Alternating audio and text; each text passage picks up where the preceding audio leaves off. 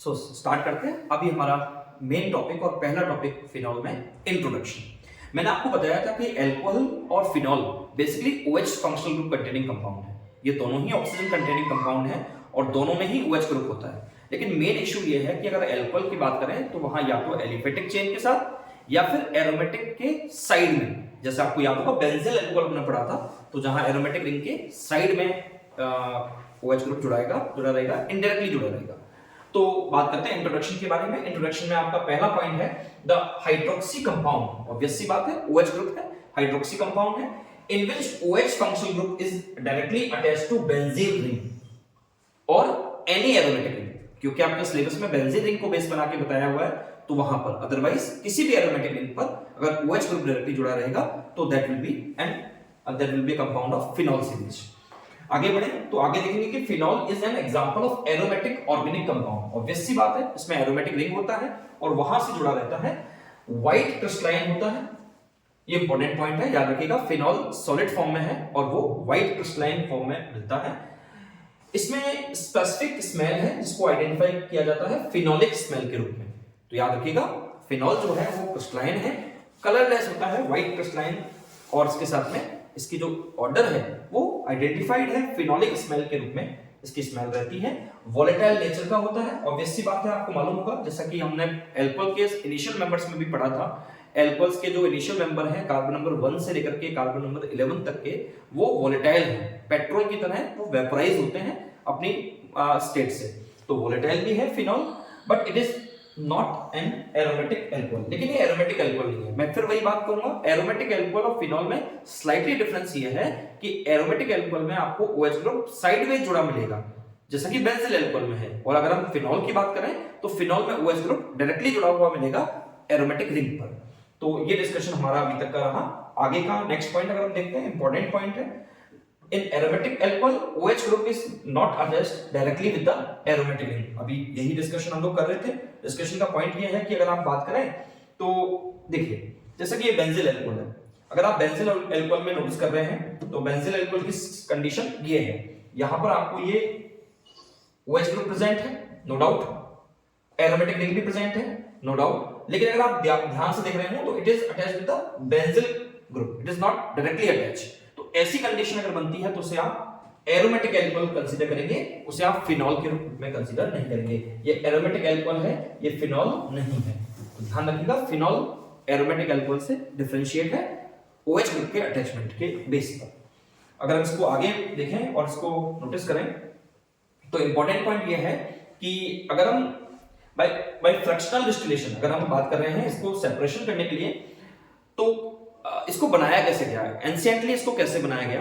Actual में होता यह है कि जब आप पेट्रोलियम डिगिंग करते हैं, पेट्रोलियम जब कुएं के लिए डिगिंग होती है तो उसमें एक टेम्परेचर 170 डिग्री के आसपास, near by 170 degree centigrade temperature के आसपास में जो केमिकल निकलता है that is basically known as coal tar, उसको बोलते हैं कोल टार। इस कोल टार का 170 डिग्री पर फॉर्मेशन होता है और आपको पता है कि पेट्रोलियम सब्सटेंसेस को सेपरेट करने के लिए एक दूसरे से हम फ्रैक्शनल डिस्टिलेशन का यूज करते हैं। आपको याद होगा, टेम्परेचर या बॉइलिंग पॉइंट में डिफरेंस के बेस पर दो लिक्विड्स को अलग करना फ्रैक्शनल डिस्टिलेशन होता है।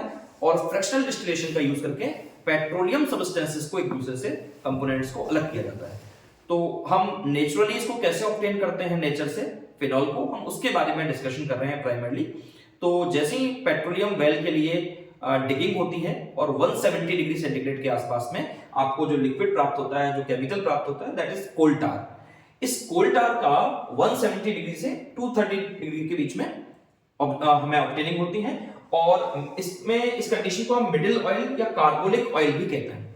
जो 170 डिग्री से 230 डिग्री के बीच में आपको मिला है उसको हम मिडिल ऑयल या कार्बोनिक ऑयल कहते हैं। और ये जो मिडिल ऑयल या कार्बोनिक ऑयल है, इसी में प्रेजेंट होता है फिनॉल और along with that we are also having a huge amount of naphthalene. आपको याद होगा, दो एरोमेटिक रिंग, दो बेंजीन रिंग जब एडजेसेंट जुड़ी रहती है, नैफ्थलीन होता है। तो नैफ्थलीन और फिनॉल ये दोनों एक साथ मिलते हैं उस मिडिल ऑयल से या कार्बोनिक ऑयल से। आपको याद होगा, कार्बोनिक ऑयल या कार्बोनिक एसिड भी फिनॉल के बारे में कहा जाता है, इसके दूसरे नाम में हम लोग डिस्कस करेंगे। इस टेम्परेचर पर 170 से 230 डिग्री तक आपको मिडिल ऑयल मिला, उस मिडिल ऑयल में आपको फिनॉल भी प्रेजेंट है अलोंग विद दैट नैफ्थलीन। अब क्या किया जाएगा, अब जैसे ही आप इसको लो इसका टेम्परेचर डाउन करेंगे, जैसे इसको आप कूल करेंगे, कूलिंग देंगे, जैसे इसको ठंडा करेंगे तो ठंडा करते ही होगा क्या, ये जो आपका नेफ्थलीन था ये नेफ्थलीन क्रिस्टलाइन हो जाएगा। Phenol and naphthalene both were together present within the middle oil, and when you are freezing it, I mean when you are cooling it, then it will start to produce the crystals of naphthalene. तो naphthalene के crystals बनने लग जाएंगे, तो phenol आपका liquid form में रहेगा और नेफ्थलीन के क्रिस्टल मिल जाएंगे, तो आप आसानी से फिनॉल को नेफ्थलीन से अलग कर पाएंगे। और फिनॉल जो है वो अपनी कंडीशन में या कार्बोनिक ऑयल की फॉर्म में ही रिमेन रहेगा, बचा रहेगा, तो आप कार्बोनिक ऑयल के फॉर्म में इसको अलग कर पाएंगे। मैंने अभी आपको बताया it is also known as carbonic acid. तो याद रखिएगा फिनॉल को नेचुरली ऑब्टेन किया जाता है मिडिल ऑयल से, या जिसको हम दूसरे फॉर्म में कह सकते हैं कार्बोनिक ऑयल से।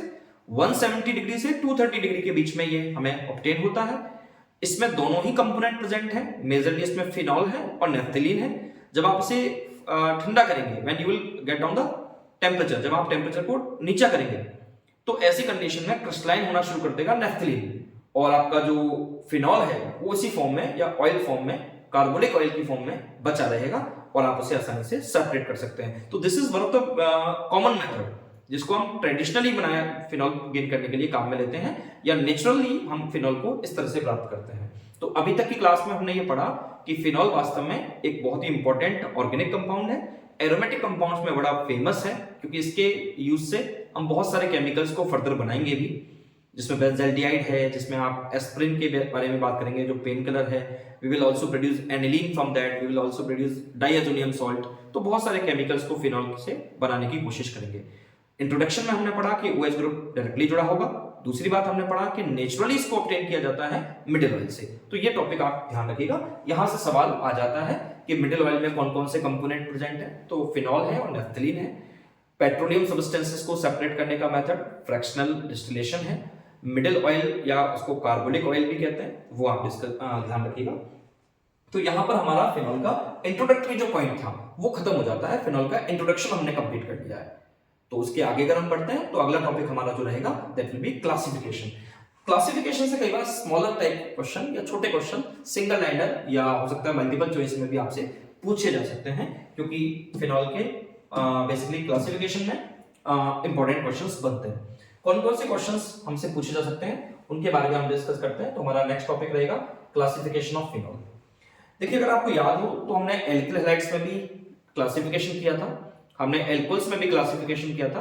एल्कोहल्स में हमने एल्कोहल्स को सेपरेट क्लासिफाई किया था OH ग्रुप के नंबर के बेस पर, या हमने किया था along with that carbon nature के बेस पर, और कार्बन और OH के बॉन्ड नेचर के बेस पर। हम फिनॉल में ज्यादा डेप्थ में नहीं जाएंगे, हमें फिनॉल में केवल OH ग्रुप के नंबर के बेस पर डिस्कशन करना है।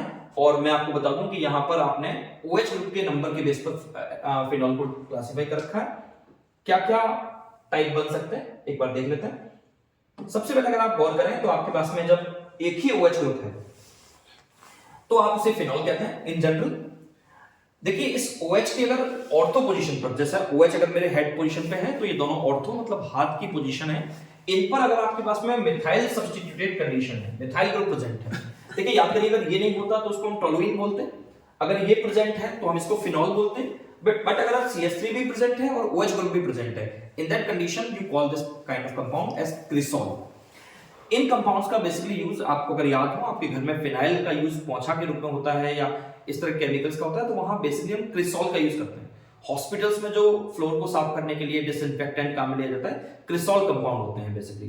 तो अगर CH3 ग्रुप प्रेजेंट है तो आप उस कंडीशन में उसको बोलेंगे क्रिसॉल, और क्योंकि ऑर्थो पोजीशन पे है तो आप उसे ऑर्थो क्रिसॉल भी कह सकते हैं।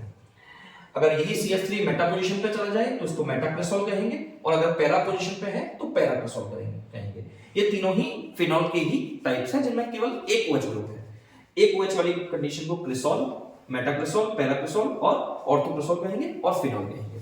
अगर आपसे पूछा जाए कि which one from the following is monohydric phenol, ऐसा इन 4 या 3 में से कौन ऐसा है जो मोनोहाइड्रिक फिनॉल है, और उसके ऑप्शंस में अगर आपको मिलता है ऑर्थो क्रिसॉल, मेटा क्रिसॉल, पैरा क्रिसॉल, तो याद रखिएगा तीनों में ही एक एक OH ग्रुप है। ये तीनों ही मोनोहाइड्रिक फिनॉल के एग्जांपल्स हैं।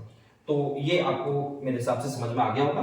थोड़ा आगे बढ़े, अगर OH ग्रुप की संख्या 1 से ज्यादा मतलब 2 हो जाए, अगर आपके पास में फिनॉल ग्रुप की प्रेजेंस जो है वो 1 से ज्यादा है, आई मीन 2 है, अगर फिनॉल आपके पास में दो हैं तो ऐसी कंडीशन में आप उसको डाइहाइड्रिक फिनॉल कहेंगे, दो OH डाइहाइड्रिक फिनॉल।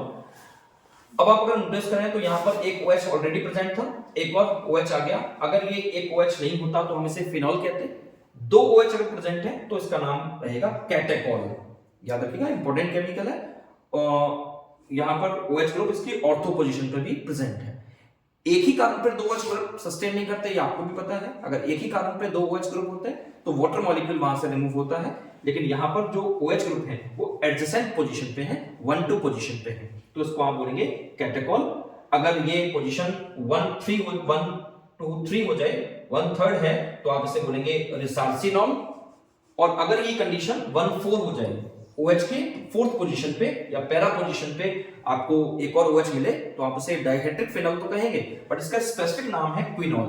जब हम इसकी केमिकल रिएक्शन पढ़ेंगे तब आपको इसके बारे में एक बार फिर डिस्कस करेंगे कि क्विनॉल का किस तरह से फर्दर डाइज वगैरह में या कलर फॉर्मेशन में यूज होता है। तो अगर दो OH ग्रुप है तो डाइहाइड्रिक फिनॉल, इसमें कैटेकॉल, रिसार्सिनॉल और क्विनॉल का हम यूज करेंगे। अगर OH ग्रुप इससे भी ज्यादा है, अगर आप ये देखें कि OH ग्रुप की जो नंबर है दैट इज मोर देन 3, अगर वो संख्या 2 से ज्यादा है, आई मीन, तो 2 से ज्यादा होने पर आप उसे ट्राइहाइड्रिक फिनॉल कहेंगे। अगर नंबर 3 है तो आप नोटिस करें, अगर 3 OH ग्रुप हैं तो आप इसे ट्राइहाइड्रिक फिनॉल कहेंगे। और ट्राइहाइड्रिक फिनॉल का आइडेंटिफिकेशन 3 OH ग्रुप के फॉर्म में मिलेगा। अगर आपके पास तीनों OH ग्रुप की पोजीशन 1, 2 एंड 3 है, 1, 2, 3 पर अगर OH ग्रुप प्रेजेंट है, आप इसको बोलेंगे 1, 2, 3 ट्राइहाइड्रोक्सी बेंजीन। ये ट्राइहाइड्रोक्सी बेंजीन जो आपका 1, 2, 3 है, इसको कॉमनली कहा जाता है पायरोगेनॉल। ठीक है, कई बार आपसे डायरेक्टली नाम पूछ लिए जाते हैं, फॉर्मूलेस पूछ लिए जाते हैं, तो आप इसके बारे में ध्यान रखें। अगर पोजीशन 1, 2 और 4 हो जाए तो ऐसी कंडीशन में देखिए, याद होगा आपको, अगर ये दोनों ही नहीं होते तो ये फिनॉल होता, अगर ये दोनों होते तो ये क्विनॉल होता, अगर ये दोनों होते तो ये कैटेकॉल होता। अगर ये तीनों कंडीशन में है तो आप इस कंडीशन को बोलेंगे 1, 2, 4 ट्राइहाइड्रोक्सी। आप इसको बोलेंगे 1, 2, 4 सॉरी ट्राइहाइड्रोक्सी बेंजीन। और इस कंडीशन को आप बोलते हैं हाइड्रोक्सी क्विनॉल, क्योंकि अगर ये नहीं होता तो ये क्विनॉल होता, और अगर ये है तो इसको बोलेंगे हाइड्रोक्सी क्विनॉल। अगर कंडीशन इस तरह से है कि 3 OH तो प्रेजेंट हैं लेकिन उनकी पोजीशन है 1, 3 एंड 5th, ऐसी कंडीशन अगर आपके पास में है 135, तो आप इसे बोलेंगे 135 ट्राइहाइड्रोक्सी बेंजीन, और दिस इज कॉमनली कॉल्ड ग्लूसिनॉल। इसे ग्लूसिनॉल आप कहेंगे। तो हमारे पास में 3 तरह की कंडीशंस बन रही हैं। पहली कंडीशन बनी आपके पास में जब 3 OH ग्रुप प्रेजेंट है और उनकी पोजीशन है 1 पे, 2 पे और 3 पे, तो आप उसे बोलेंगे 1, 2, 3 ट्राइहाइड्रोक्सी बेंजीन पायरोगेनॉल। 1, 2 और 4 पे अगर है तो उसे हाइड्रोक्सी क्विनॉल या 1, 2, 4 ट्राइहाइड्रोक्सी बेंजीन। और अगर पोजीशन 1 पे, 3 पे और 5 पे है तो आप उसे ग्लूसिनॉल कहेंगे। तो कई बार एग्जाम्स में ऐसा होता है कि आपसे डायरेक्टली पूछ लिया जाता है कि भाई which one from the following is pyrogallol, इनमें से कौन सा हाइड्रोक्सी क्विनॉल है या कौन सा ग्लूसिनॉल है, तो वो आपको आइडेंटिफाई करना है। देखिए, अभी हमारा टॉपिक चल रहा है क्लासिफिकेशन, और क्लासिफिकेशन में हमने ये समझा कि OH ग्रुप के नंबर के बेस पर हमने फिनॉल को क्लासिफाई किया है। एक OH ग्रुप है तो मोनोहाइड्रिक फिनॉल, 2 OH ग्रुप है तो डाइहाइड्रिक फिनॉल, और अगर 3 OH ग्रुप है तो आप उसे बोलेंगे ट्राइहाइड्रिक फिनॉल नाम देंगे। ट्राइहाइड्रिक फिनॉल में आपको मैंने अभी भी बताया पायरोगेनॉल, हाइड्रोक्सी क्विनॉल और ग्लूसिनॉल। देखिए, कई बार एग्जाम में प्रश्न ऐसे आ जाता है कि which one from the following is odd one, इनमें से कौन अलग है, और वहां आपको दे दिया कैटेकॉल, रिसार्सिनॉल, पायरोगेनॉल, और आपको दे दिया नन ऑफ दीज। तो आपको ध्यान रखना है कि जो पायरोगेनॉल है वो ट्राइहाइड्रिक फिनॉल का एग्जांपल है, जबकि कैटेकॉल, रिसार्सिनॉल और क्विनॉल अगर आपके ऑप्शन में है तो वो आपके डाइहाइड्रिक फिनॉल है। तो OH ग्रुप का नंबर आपको ध्यान रखना है और उनके एग्जांपल्स याद रखने हैं। आपको याद होगा क्रिसॉल में केवल एक OH ग्रुप है, चाहे वो ऑर्थो है, मेटा है या पैरा है। और अगर आप बात करें ट्राइहाइड्रिक में तो पायरोगेनॉल, हाइड्रोक्सीक्विनॉल और ग्लूसिनॉल, ये 3 एग्जांपल्स थे। तो अभी तक की क्लास में हमने क्या क्या पढ़ लिया? हमने फिनॉल क्या होता है ये पढ़ा, हमने ये पढ़ा कि फिनॉल नेचुरली कैसे ऑब्टेन होता है, और तीसरा हमने ये पढ़ा कि फिनॉल को किस तरह से क्लासिफाई किया गया है OH ग्रुप के नंबर के बेस पे। तो ये अब तक हमारा फिनॉल में टॉपिक हुआ है। अगर हम इस टॉपिक को आगे बढ़ाएं तो अभी हमारा नेक्स्ट जो टॉपिक रहेगा that is basically the GMP, कैसे फिनॉल को बनाया जाए। बहुत इंपॉर्टेंट है, एग्जाम्स में कई बार मेजर क्वेश्चन आ जाता है, बड़ा क्वेश्चन आ जाता है, और उस बड़े क्वेश्चन को सॉल्व करने के लिए हमको ऑब्वियस सी बात है कि कन्वर्जेंस टाइप के क्वेश्चंस को करने के लिए हमको रिएक्शंस में साउंड होना पड़ेगा। तो अगर आप फिनॉल की रिएक्शंस को अच्छे से समझ लेते हैं तो मेरा ये मानना है कि आप कन्वर्जेंस में काफी सॉलिड हो जाएंगे। तो टेक योर टाइम, आराम से समझें। अगर आपको कन्वर्जेंस अच्छे से करने हैं तो फिर आपको केमिकल रिएक्शंस में सॉलिड होना पड़ेगा। तो हम एनसीईआरटी को बेस बनाते हुए आगे बढ़ते हैं और किस तरह से फिनॉल को फॉर्म किया जाएगा, फिनॉल के फॉर्मेशन के क्या क्या तरीके हैं वो हम डिस्कस करेंगे। कुछ नेम रिएक्शंस भी आएंगी, उनको भी आप ध्यान से समझें क्योंकि name reactions are always important. चलिए स्टार्टिंग करते हैं। तो अब हम बात कर रहे हैं how to produce phenol, phenol को कैसे बनाया जाए, general method of preparation, GMP जिनको आप शॉर्ट में कह रहे हैं। तो फिनॉल को बनाने के लिए हमारे पास मल्टीपल ऑप्शंस हैं, लेकिन एक ऑप्शन जो हम सबसे पहले यूज कर रहे हैं वो है लेबोरेटरी मेथड। आप लोगों को पता होगा कि जनरली हम दो मेथड्स के बारे में डिस्कशन करते हैं, एक laboratory method at which we are focusing on purity, जहां हम प्योरिटी पर फोकस कर रहे हैं। हम चाहते हैं प्योर केमिकल बने, चाहे कॉस्ट वाइज हो, एक्सपेंसिव हो, लेकिन प्योरिटी हो। और एक होता है इंडस्ट्रियल पर्पज। इंडस्ट्रियल पर्पज में आप ये देखते हैं कि इंडस्ट्रीज में आप इस बात पर ध्यान देते हैं कि प्रोडक्शन मेजर हो, ज्यादा अमाउंट में हो और लो कॉस्ट में बने। तो हम पहला डिस्कशन कर रहे हैं how to produce phenol in laboratory. Laboratory में फिनॉल को कैसे बनाया जाए, तो laboratory method of phenol synthesis with the topic. तो कैसे बनाया जाएगा, हम सबसे पहले स्टार्टिंग करते हैं एक बेसिक एरोमेटिक कंपाउंड बेंजीन से। याद करिए आपने एरोमेटिक कंपाउंड्स में बेंजीन के बारे में पढ़ा है, which was discovered by Michael Faraday and the structure of benzene was offered by Kekule. Benzene के साथ में हम क्या कर रहे हैं, we are trying to produce phenol. तो बेंजीन की रिएक्शन हम सबसे पहले कर रहे हैं, एक बहुत ही कॉमन केमिकल है, आपने शायद इसका नाम भी सुना होगा, this is basically called king of chemical, H2SO4 के साथ में रिएक्शन होगी। लेकिन इस H2SO4 को ज्यादा रिएक्टिव बनाने के लिए या इसकी रिएक्टिविटी को बढ़ाने के लिए इसमें सल्फर डाइऑक्साइड SO2 गैस का फ्यूम और हम इंसर्ट कर देते हैं। When we are inserting SO2 gas fume in sulfuric acid, then that is basically called fumed sulfuric acid. तो एग्जाम में अगर आपसे पूछा जाए कि व्हाट इज फ्यूम्ड सल्फ्यूरिक एसिड, तो basically it is the combination of SO2 along with sulphuric acid. Sulphuric acid में SO2 की वेपर को या फ्यूम को अगर हम इंसर्ट करते हैं तो in that condition it will turn into the fumed sulphuric acid. So reaction क्या है, रिएक्शन बड़ी सिंपल है। रिएक्शन में हम लोग बात कर रहे हैं बेंजीन की, benzene reacting with fumed sulphuric acid. आपको पता है कि जब सल्फ्यूरिक एसिड का यूज किया जाएगा तो that will turn into the sulphonation. Sulphonation की प्रोसेस यहां होगी और आप में से लगभग सभी को पता होगा सल्फोनेशन का मतलब होता है SO3H ग्रुप का इंसर्शन। तो SO3H को सल्फोनिक एसिड कहते हैं। जब भी आप कंसंट्रेट सल्फ्यूरिक एसिड या फ्यूम्ड सल्फ्यूरिक एसिड लेंगे तो ऐसी कंडीशन में SO3H ग्रुप का इंसर्शन होगा और आपका जो केमिकल बनेगा that will B benzene sulphonic acid. आपको अगर IUPAC का प्रायोरिटी ऑर्डर याद है तो कार्बोक्सिलिक एसिड के जस्ट बाद में सल्फोनिक एसिड का नंबर आता है। तो here we will get the insertion of sulfonic acid and thus the product will be benzene sulfonic acid. आपको याद है this is not the product which we were willing to produce. ये वो chemical नहीं जिसको हमको बनाना है, तो रिएक्शन will go further. अब क्या होगा, क्योंकि ये benzene sulphonic acid highly acidic nature का है, इसके नाम में भी एसिड है, मेंशन है, then it will react with NaOH. आपको याद होगा कास्टिक सोडा या sodium hydroxide. So when benzene sulfonic acid, now benzene sulfonic acid is acidic in nature, so it will react with NaOH faster than the other chemicals. तो ये NaOH के साथ caustic soda के साथ में reaction करेगा and during this reaction SO2 will remove, sulphur dioxide remove हो जाएगी and we will get a additional product, एक सोडियम फिनॉक्साइड फॉर्म करेगा। याद करिए जब एल्कोहल की रिएक्शन हमने करवाई थी सोडियम के साथ में तो उसने हाइड्रोजन गैस को लिबरेट किया था और उसके साथ में हमें बना था सोडियम एल्कोक्साइड। और सोडियम एल्कोक्साइड जो केमिकल है हमने वहां डिस्कशन भी किया था कि सोडियम एल्कोक्साइड एल्कोहल की सोडियम के साथ में रिएक्शन से बनता है। सेम टू सेम अगर फिनॉल की रिएक्शन भी NaOH से होगी या Na से होगी तो in that condition you will get sodium phenoxide. याद होगा आपको phenoxide is more stable than the alkoxide due to resonance. अब क्या होगा, ये हमारे पास सॉल्ट फॉर्मेशन हो गया। आपको मालूम है कि एक एंड पॉजिटिव है एक एंड नेगेटिव है, O- है Na+ है, तो this chemical is sodium phenoxide. Sodium phenoxide में अगर आप कंसंट्रेट HCl मिला देते हैं, when you will react sodium phenoxide with concentrated HCl, then you will get phenol in a good amount as well as pure. आपको यहाँ पर NaCl जो मिलेगा दैट विल बी क्रिस्टलाइन और it will be settle down, ये नीचे बैठ जाएगा, सॉलिड फॉर्म में रहेगा। फिनॉल जो है वो इस कंडीशन में आपको मिलेगा and you will be able to separate it easily.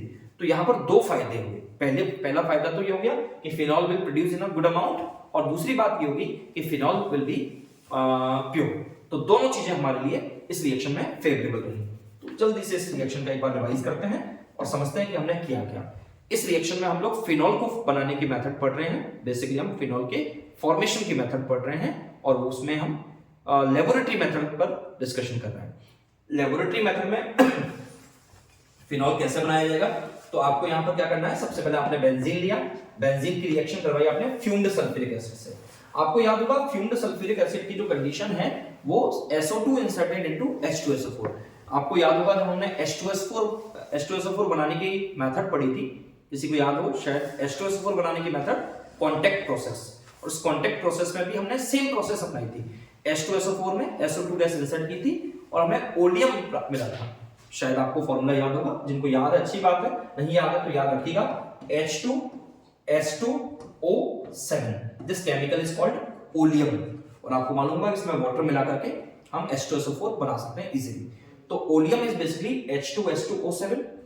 इसी ग्रुप का एक मेंबर अगर आपको याद हो, हमारे पास में था H2SO5, इस कंडीशन को हम केरो एसिड बोलते हैं, और एक आपके पास में था H2S2O8, इसे आप बोलते हैं मार्शल एसिड।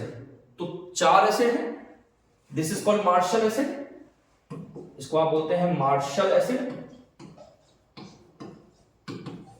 अगर आपके पास में H2S2O7 है then we call it oleum. अगर आपके पास में H2SO5 है then we call it Caro acid. तो बेसिकली हमारे पास में ये, और H2SO4 को तो आपको बताइए हम उसको बोलते हैं सल्फ्यूरिक एसिड। तो ये कुछ इंपॉर्टेंट टॉपिक्स हैं जो एग्जाम्स में कई बार पूछ लिए जाते हैं, तो एक बार रिवाइज करते हैं। Benzene is reacting with fumed sulphuric acid, during this process H2 will remove, water molecule remove करेगा, बेंजीन सल्फोनिक एसिड बनेगा। इस बेंजीन सल्फोनिक एसिड की रिएक्शन सोडियम हाइड्रोक्साइड से करवाएंगे, तो ऐसी कंडीशन में आपको सोडियम फिनॉक्साइड बनेगा। इस सोडियम फिनॉक्साइड की जब कंसंट्रेट HCl से रिएक्शन कराएंगे then you will get phenol which was your desired product, आपका डिजायर्ड प्रोडक्ट था। Along with that you will also get NaCl भी बनेगा। तो इस रिएक्शन में आप फिनॉल को प्योर फॉर्म में बना पाएंगे। ये इंपॉर्टेंट रिएक्शन है, बेंजीन से स्टार्ट की है, benzene sulphonic acid, sodium phenoxide and thereafter we have obtained phenol. तो फिनॉल को बनाने की एक रिएक्शन हमारी ये पहली रिएक्शन है और लेबोरेटरी मेथड है, इंपॉर्टेंट रिएक्शन। आगे बढ़ते हैं, अगर हम आगे बढ़े फिनॉल को बनाने की और दूसरी मेथड की हम बारे में बात करें तो ये इजी मेथड है, आसानी से बन सकती है, और इसमें इसको भी एज अ लेबोरेटरी मेथड हम यूज में ले सकते हैं। क्या है ये रिएक्शन? आपको जब एनिलीन पढ़ाया गया था तो आपको याद होगा कि एनिलीन का बहुत लो टेम्परेचर 0 से 5 डिग्री सेंटीग्रेड के बीच में जब nitrous mixture NaNO2 plus HCl से रिएक्ट करवाया तो डाईएजोटाइजेशन हुआ और प्रोडक्ट जो मिला वो था आपका बेंजीन डाईएजोनियम क्लोराइड या बेंजीन डाईएजोनियम सॉल्ट। हमारे पास दूसरी मेथड जो फिनॉल को बनाने की है जिसको आप लेबोरेटरी मेथड में इंक्लूड कर रहे हैं, याद रखिएगा इसके पास में एक और वर्ड लिखा हुआ है, steam distillation. Means this is the method by which you can produce phenol only including water within the benzene diazonium salt। तो बेंजीन डाइएजोनियम सॉल्ट का स्टीम डिस्टिलेशन कर दिया आपने केवल। स्टीम डिस्टिलेशन करने का मतलब हुआ कि उसे वेपर के साथ में रिएक्ट करवा दिया, then you will get phenol. बहुत आसानी से फिनॉल बन जाएगा। तो फिनॉल बनाने की अगली method steam distillation of diazonium salt. ये आपके पास में सॉल्ट है बेंजीन डाइएजोनियम सॉल्ट। देखिए ये बेंजीन हो गया, ये डाइएजो हो गया, प्लस चार्ज है तो EM होगा और क्लोराइड। तो this is basically benzene diazonium chloride. अब इस बेंजीन डाइएजोनियम क्लोराइड का आपने स्टीम डिस्टिलेशन करना है, मतलब वाटर से रिएक्शन करवाना है। आपको हाई टेंपरेचर पर ये रिएक्शन करनी है, आई मीन वाटर को वेपराइज फॉर्म में रखना है। तो ऐसी कंडीशन में होगा क्या, it will straightly form phenol. आपको फिनॉल बनेगा apart of that N2 gas and HCl, both are gases, तो ये दोनों के दोनों आसानी से रिमूव हो जाएंगे। तो बेंजीन डाइएजोनियम क्लोराइड का अगर वाटर से रिएक्शन आप करवा देते हैं, स्टीम डिस्टिलेशन करवा देते हैं, तो ऐसी कंडीशन में आपको फिनॉल फॉर्म करेगा। And this is a very easy method, बहुत आसानी से इसे हम काम में ले सकते हैं। ये कन्वर्जेंस में कई बार ये रिएक्शन आ चुकी है, कि अगर बेंजीन डाइएथेनियम क्लोराइड को वाटर से रिएक्शन कराएं तो फिनॉल बनेगा। तो बहुत आसानी से हम इसको आइडेंटिफाई कर सकते हैं, बहुत कॉमन रिएक्शन है। जैसे मार्केट में आपको प्रिपेयर्ड फूड मिलता है आजकल, मैगी है या रसना है, तो बस खोलो घोलो और पियो, वैसा सिचुएशन है। यहाँ आपको बेंजीन डाइएथेनियम क्लोराइड के साथ में वाटर की रिएक्शन और डायरेक्टली आपको फिनॉल बन जाएगा। That is one of the good reaction. तो ये रिएक्शन हमारे पास फिनॉल को बनाने की दूसरी मेथड है।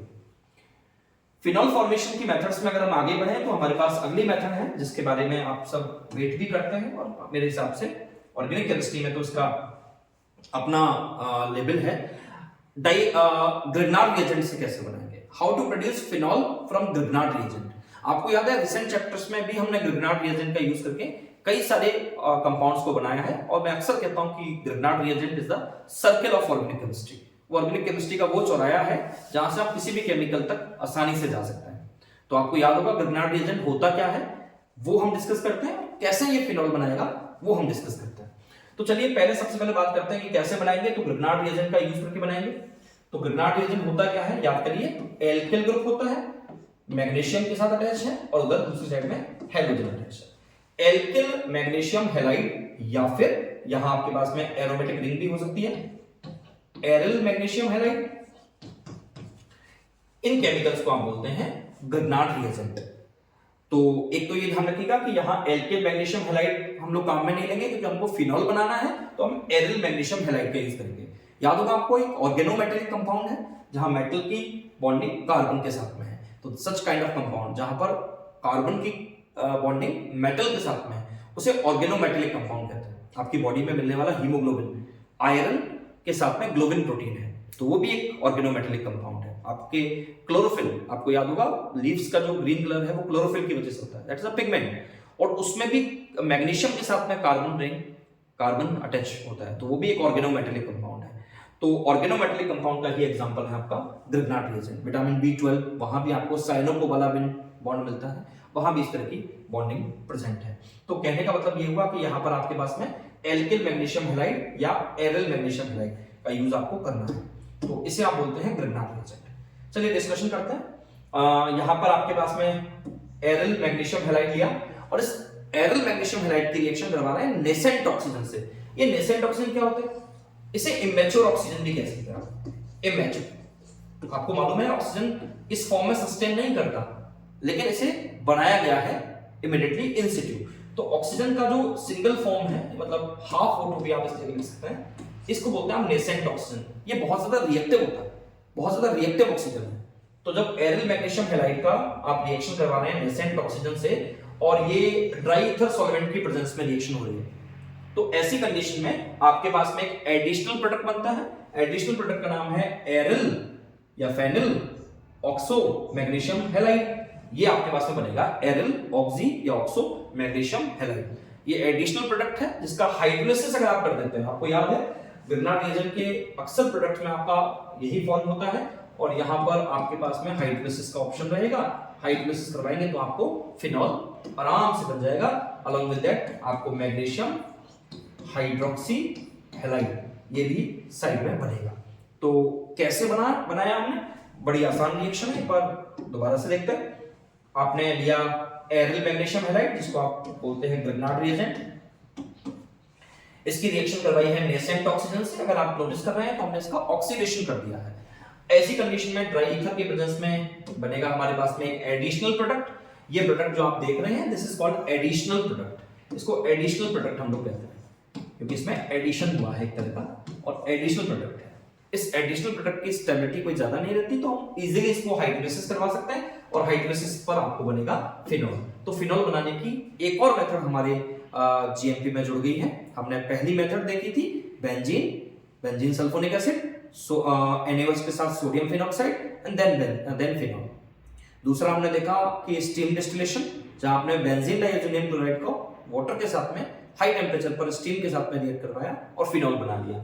तीसरी रिएक्शन जो हमने पढ़ी वो ग्रिग्नार्ड रिएजेंट से है, जहां हमने एरिल मैग्नीशियम हैलाइड की नेसेंट ऑक्सीजन से ड्राई ईथर की प्रेजेंस में रिएक्शन करवाई, तो एडिशनल प्रोडक्ट बना, और उसका फिर आगे हाइड्रोलिसिस होकर के बना फिनॉल। देखिए हाइड्रोलिसिस में वाटर की प्रेजेंस में आप मॉलिक्यूल को तोड़ते हैं, और हाइड्रेशन में आप वाटर मॉलिक्यूल को जोड़ते हैं। आपको याद होगा रिसेंट क्लासेस में हमने पढ़ा था एल्कीन्स के हाइड्रेशन से अल्कोहल बनते हैं, तो यहाँ पर हमने किया हाइड्रोलिसिस। आई थिंक आपको ये तीनों की तीनों रिएक्शंस समझ में आ गई होंगी। इनमें से कई बार चीजें रिपीट हुई हैं एग्जाम्स में, आपसे पूछी भी जा सकती है। कुछ रिएक्शंस और हैं जिनको हम जल्दी से कवर करते हैं, और ये इसलिए भी इंपॉर्टेंट है because these are the part of some other chapter, ये दूसरे चैप्टर्स के भी पार्ट है। तो अगली रिएक्शन जो इंडस्ट्रियल मेथड है, हमने आपसे बात करी थी कि इंडस्ट्रियल मेथड में बेसिकली हम केमिकल्स को बनाने के लिए इस बात पर ध्यान देते हैं कि उसे हम ज्यादा अमाउंट में बना सकें, लो कॉस्ट में बना सकें। So now we are discussing about some industrial methods of forming phenol. Phenol formation की कुछ रिएक्शंस हैं, इसको कमर्शियल मेथड कह लीजिए, इंडस्ट्रियल मेथड कह लीजिए, और इंडस्ट्रियल मेथड या कमर्शियल मेथड का मकसद ज्यादा बनाना है। तो यहां हम सेम केमिकल ले रहे हैं एज अ रिएक्टेंट, बेंजीन हमने लिया, और बेंजीन की फिर दोबारा से हम वही रिएक्शन करवा रहे हैं नेसेंट ऑक्सीजन के साथ में, या ऑक्सीजन की लिमिटेड अमाउंट के साथ में हम लोग रिएक्शन करवा रहे हैं। Here we are having the need of a catalyst called vanadium pentoxide. आपको याद होगा वेनेडियम पेंटाऑक्साइड ये केमिकल है, इसका एज अ कैटलिस्ट हम लोग काम में ले रहे हैं। And the temperature of the reaction is 583 kelvin temperature. Temperature आपको याद करने की कोई ज्यादा इंपॉर्टेंस नहीं है, लेकिन फिर भी अगर आप याद कर सकें तो that will be good enough, वो ठीक रहेगा। तो यहां पर आप क्या कर रहे हैं, you are producing phenol not in laboratory form, आप बना रहे हैं कमर्शियल फॉर्म में ज्यादा अमाउंट में। तो यहां बेंजीन की रिएक्शन आपने करी नेसेंट ऑक्सीजन या इमैच्योर ऑक्सीजन या लेस अमाउंट ऑफ ऑक्सीजन के साथ में, आप ये कह सकते हैं कंट्रोल्ड ऑक्सीडेशन आपने करवाया, और वेनेडियम पेंटाऑक्साइड यहां कैटलिस्ट काम में ले रहे हैं, तो that will turn directly into phenol, आपका फिनॉल फॉर्म करेगा। तो वेनेडियम पेंटाऑक्साइड की प्रेजेंस में आपने बेंजीन का ऑक्सीडेशन किया and you will get phenol, phenol बनेगा। तो ये एक सिंपल मेथड थी। जीएमपी में हमारे पास में 4 रिएक्शंस हो गई हैं। आगे बढ़ते हैं। ये रिएक्शन आपने जब हेलो एरियस पढ़ा होगा तो वहां पर आपने ये रिएक्शन पढ़ी है। हम एक बार इस रिएक्शन को दोबारा से रिवाइज करते हैं और समझते हैं कि कैसे एक और मेथड है फिनॉल को बनाने की। ये नेम रिएक्शन है, आपको याद होगा इस रिएक्शन का नाम है डाउस प्रोसेस। डाउस प्रोसेस में होता क्या है, यू आर यूजिंग क्लोरोबेंजीन। आपको याद है क्लोरीन जब बेंजीन रिंग से डायरेक्टली अटैच्ड है आप उसे क्लोरोबेंजीन बोलते हैं। इस क्लोरोबेंजीन की रिएक्शन जब कास्टिक सोडा या सोडियम हाइड्रोक्साइड से कराएंगे तो आपको याद है पहले बनेगा आपका सोडियम फिनॉक्साइड, और सोडियम फिनॉक्साइड का फर्दर अगर आप रिएक्शन करवा देते हैं HCl के साथ में तो फिनॉल बनेगा। यहां पर हमारे पास कंडीशन क्या है, हमने क्लोरोबेंजीन की रिएक्शन करवाई है कास्टिक सोडा या सोडियम हाइड्रोक्साइड के साथ में। Conditions are important, 300 kelvin temperature and 200 atm pressure. Conditions यहां पर आपको ध्यान रखनी है क्योंकि ये नेम रिएक्शन है। Here we are having the importance of that. 300 kelvin temperature और 200 atm प्रेशर की कंडीशन अगर आप ले लेते हैं then you will get phenol directly, along with that you will get NaCl। तो यहाँ पर डाउस प्रोसेस से भी आप फिनॉल को बना सकते हैं। तो फिनॉल बनाने की अभी तक कंडीशंस अगर हम देखें तो हमारे पास में 5 कंडीशन हो गई हैं। बेंजीन से benzene sulphonic acid, sodium phenoxide, HCl से रिएक्शन फिनॉल। दूसरा बेंजीन डाइएजोनियम क्लोराइड का डिस्टिलेशन किया आपने, स्टीम डिस्टिलेशन, तो फिनॉल बना था। ये दोनों आपकी लेबोरेटरी मेथड थी। थर्ड आपने फिनॉल को बनाने के लिए डिस्कशन किया कि फिनॉल को बनाने के लिए आप डाउस प्रोसेस भी काम में ले सकते हैं। आप इससे पहले वेनेडियम पेंटाऑक्साइड का भी यूज कर सकते हैं, और इसके अलावा अगर आप देखें तो हमने डिस्कशन कर लिया फिनॉल बनाने की मेन रिएक्शंस का। इंडस्ट्रियल मेथड में आप यूज में ले सकते थे। इंडस्ट्रियल मेथड के रूप में आपका इंडस्ट्रियल मेथड में आप या कमर्शियल मेथड में वेनेडियम पेंटाऑक्साइड का डाउस प्रोसेस का यूज कर सकते थे, एंड अपार्ट ऑफ दैट आप एरल मैग्नीशियम हाइड्राइड ग्रिग्नार्ड रिएजेंट से भी फिनॉल को आसानी से बना सकते हैं। तो यहाँ एग्जाम्स में जो प्रश्न आने की संभावना है वो जनरली ये जो नेम रिएक्शंस हैं या कन्वर्जेंस हैं वहीं से ये प्रश्न पूछा जाएगा। हम जल्दी से फिनॉल की अगली रिएक्शन पे चलते हैं, कैसे उसे बनाया जाएगा। अगली रिएक्शन जो फिनॉल बनाने की है आप शायद इसके बारे में डिस्कशन कर चुके होंगे पहले भी, राशिंग प्रोसेस। राशिंग प्रोसेस फिनॉल को बनाने की एक और रिएक्शन है जहां पर बेंजीन का हम करवा रहे हैं oxidation in presence of HCl, और यहां पर कैटलिस्ट की फॉर्म में प्रेजेंट है copper iron. 250 degree centigrade temperature पर रिएक्शन होगी and you will gate chlorobenzene. देखिए हम रिएक्शन में पहले क्लोरोबेंजीन फॉर्म कर रहे हैं, अब इस क्लोरोबेंजीन का आगे आपको करवाना है रिएक्शन SiO2 के प्रेजेंस में 450 डिग्री सेंटीग्रेड पर वाटर के साथ में रिएक्शन करेगा and it will turn into the phenol और साथ में HCl बनेगा। तो this reaction is called Raschig process. Raschig process ये रिएक्शन है, ठीक है। तो हमने फिनॉल को बनाने की ये सारी रिएक्शन डिस्कस करी है। इसके बाद हम लोग नेक्स्ट रिएक्शन पे चलते हैं। फिनॉल को बनाने की जो रिएक्शंस हैं हमारे पास में वो यहाँ पर हम लोग लास्ट रिएक्शन के बारे में डिस्कस कर लेते हैं। हम लोग सैलिसिलिक एसिड से भी फिनॉल को बना सकते हैं। तो सैलिसिलिक एसिड से फिनॉल को कैसे बनाया जाएगा वो आप ध्यान रखिएगा। बेसिकली होता यह है कि अगर आपके पास में OH ग्रुप अगर ये है तो इसको आप बोलते हैं फिनॉल, और ये अगर है तो इसको बोलते हैं आप बेंजोइक एसिड। अगर आपके COOH ग्रुप कार्बोक्सिलिक ग्रुप के ऑर्थो पोजीशन पर OH ग्रुप है तो आप इसे बोलेंगे ऑर्थो हाइड्रोक्सी बेंजोइक एसिड, और इस ऑर्थो हाइड्रोक्सी या 2 हाइड्रोक्सी बेंजोइक एसिड को आप बोलते हैं सैलिसिलिक एसिड। देखिए सैलिसिलिक एसिड जो है वो बहुत ज्यादा कमर्शियली यूज आता है, और अगर आपको ध्यान हो तो जो जनरली स्ट्रेचेस के बाद में या बॉडी के जो निशान होते हैं उस पर एंटीसेप्टिक की फॉर्म में कॉस्मेटिक इंडस्ट्रीज में या उन मेडिसिन में इसका यूज काफी वाइडली होता है। तो 2 हाइड्रोक्सी बेंजोइक एसिड जो है उसी को आप सैलिसिलिक एसिड बोलते हैं। और सैलिसिलिक एसिड में अगर आप गौर कर रहे हैं तो सिर्फ और सिर्फ ये CO2 ग्रुप हमारे पास एक्सेसिव है। अगर CO को यहां से हटा दिया जाए, CO2 को यहां से हम लिबरेट करते हैं, रिमूव करते हैं, तो हमारे पास में फिनॉल आसानी से बन जाएगा। और आपको याद है कि ऐसा करने के लिए हमको करना क्या पड़ता है, हमको करना पड़ता है डीकार्बोक्सिलेशन, और डीकार्बोक्सिलेशन करने के लिए हमारे पास केमिकल है सोडा लाइम। ये इंपॉर्टेंट पॉइंट है, ध्यान रखिएगा। सैलिसिलिक एसिड से फिनॉल बनाना इजीली पॉसिबल है, हमें यहां पर करना पड़ेगा डीकार्बोक्सिलेशन, और डीकार्बोक्सिलेशन के लिए हम काम में लेंगे सोडा लाइम। एग्जाम में कई बार पूछा जाता है सोडा लाइम क्या है, तो soda lime is basically the mixture of NaOH I mean soda and CaO means lime. तो सोडा लाइम है, it is the mixture of NaOH and CaO। देखिए कई बार एग्जाम्स में पूछा जाता है कि व्हाट इज सोडामाइड, और बच्चे कंफ्यूजन की बेसिस में वजह से सोडा लाइम लिख के आ जाता है। याद रखिएगा सोडामाइड जो है वो NaNH2 होता है, सोडामाइड NaNH2 है, सोडियम या सोडामाइड, सोडियम अमाइड कह लीजिए, सोडामाइड कह लीजिए, और ये है आपका सोडा लाइम। तो बेसिकली डीकार्बोक्सिलेशन के लिए काम में क्या आना है, सोडा लाइम काम में आना है, सोडामाइड काम में नहीं आना। ये सोडामाइड है, दिस इज सोडामाइड, सोडामाइड। तो ध्यान रखिएगा सोडामाइड और सोडा लाइम अलग अलग केमिकल्स हैं। तो यहां पर हमारा डिस्कशन हुआ कैसे सैलिसिलिक एसिड से बनेगा। सैलिसिलिक एसिड का करवाना है डीकार्बोक्सिलेशन, और डीकार्बोक्सिलेशन के लिए काम में लेना है सोडा लाइम। तो सोडा लाइम का आपने जैसे यूज किया तो CO2 रिमूव हो जाएगी and you will get phenol, आपको फिनॉल बन जाएगा। तो फिनॉल बनाने की ये मेथड भी आप काम में ले सकते हैं। तो फिनॉल बनाने की मेथड्स में हम लोग डिस्कस कर रहे थे, याद रखिएगा सोडा लाइम में फिनॉल का सोडियम हाइड्रोक्साइड का और CaO का 1:3:1। ठीक है, चलिए आपको याद होगा इसी सैलिसिलिक एसिड का यूज किया जाता है एक बहुत ही अच्छी पेन किलर बनाने में, जिसका नाम है एस्प्रिन। एसिटाइल सैलिसिलेट को बोलते हैं एस्प्रिन। जब फिनॉल का हम केमिकल रिएक्शन आपको पढ़ाएंगे तो वहां बताएंगे कि फिनॉल का एसिटाइलेशन करवाया जाता है, या सैलिसिलिक एसिड का जब एसिटाइलेशन करवा रहे हैं तो एसिटाइल सैलिसिलेट हमको बनता है, और that is basically used as aspirin. Aspirin के रूप में काम में लेते हैं। वो पेन किलर भी है, a part of that it is also recommended for heart patient, जिनके हार्ट में ब्लॉकेज है या जिनको कोलेस्ट्रॉल का इश्यू है या हार्ट अटैक हो चुका है, डॉक्टर रिकमेंड करते हैं कि उन्हें एस्प्रिन यूज में लेनी चाहिए, क्योंकि वेसोडाइलेटर है, ट्यूब्स को चौड़ा कर देता है। बट अगर यही केमिकल प्रेग्नेंट लेडी के लिए माना जाए तो वहां पर प्रोहिबिटेड है। प्रेग्नेंट लेडी को एस्प्रिन नहीं रिकमेंड करते, क्योंकि that can cause abortion like condition. बच्चे के लिए जो इन्फेंट है, जो डेवलपिंग बेबी है, उसके लिए नुकसानदायक है। तो याद रखिएगा एसिटाइल सैलिसिलेट को एस्प्रिन बोलते हैं, और एस्प्रिन का formation acetylation of salicylic acid से होता है। ये कई बार एड ऑन क्वेश्चन है जो आ जाता है, तो यहाँ पर आपको ध्यान रखना है कि CO2 गैस लिबरेट हो जाती है, और अगर हम एस्प्रिन के बारे में बात करें तो एसिटाइल सैलिसिलेट इसका केमिकल नाम है, ये इसका फॉर्मूला है। और ध्यान रखिएगा एक बार दोबारा से मैं आपको फॉर्मूला समझा देता हूँ। ये आपके पास में सैलिसिलिक एसिड है और यहाँ पर आपका COCH3 एसिटाइलेशन हो जाएगा बस।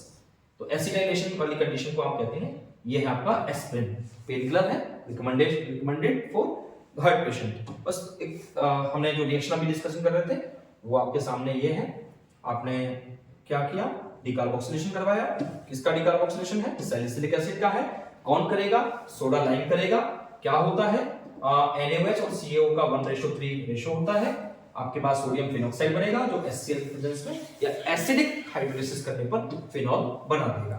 तो फिनॉल बनाने की हमारे पास में कई सारी मेथड्स हैं, और मेरे हिसाब से जनरली एग्जाम्स में इन्हीं में से आपसे सिलेबस अकॉर्डिंगली पूछ लिया जाएगा। तो आगे बढ़ते हैं, और फिनॉल के फॉर्मेशन की ये सारी मेथड हमने कंप्लीट डिस्कस कर लिए। मैं जल्दी से शॉर्ट व्यू आपको दे देता हूँ। हमने फिनॉल का इंट्रोडक्शन पढ़ा, हमने ये जाना कि फिनॉल OH ग्रुप का एरोमेटिक रिंग पर डायरेक्टली अटैचमेंट होता है। इसके बाद हमने फिनॉल के बेंजिल अल्कोहल या एरोमेटिक अल्कोहल से कैसे डिफरेंशिएट होता है। इसके बाद हमने देखा कि मिडिल ऑयल या कोल टार से उसे हम कैसे अलग कर सकते हैं। उसके बाद हमने क्लासिफिकेशन पढ़ा जिसमें हमने मोनोहाइड्रिक, डाइहाइड्रिक या ट्राइहाइड्रिक फिनॉल की बात करी। उसके बाद हमने GMP में लेबोरेटरी मेथड में बेंजीन से benzene sulphonic acid, sodium hydroxide की रिएक्शन और sodium phenoxide and thereafter phenol. वैसे हमने स्टीम डिस्टिलेशन की बात करी, ग्रिग्नार्ड रिएजेंट से कैसे फिनॉल बनेगा। उसके बाद हमने इसके ऑक्सीडेशन से कैसे बनेगा, डाउस प्रोसेस हमने बात करी, हमने डिस्कस किया राशिंग प्रोसेस के बारे में, और फिर हमने बात करी डिकार्बोक्सिलेशन के बारे में, सोडा लाइम क्या होता है, और हमने डिस्कस किया एस्पिरिन क्या होता है। ये सारे प्रश्न वो हैं जो लास्ट रिसेंट ईयर्स में पूछे गए हैं। यहाँ तक की डिस्कशन में अगर आपको कोई इशू आए तो हम आगे फर्दर क्लास में उसे ले लेंगे। अभी तक के लिए इतना ही, और बाद में फिजिकल प्रॉपर्टीज को हम कल डिस्कस करेंगे।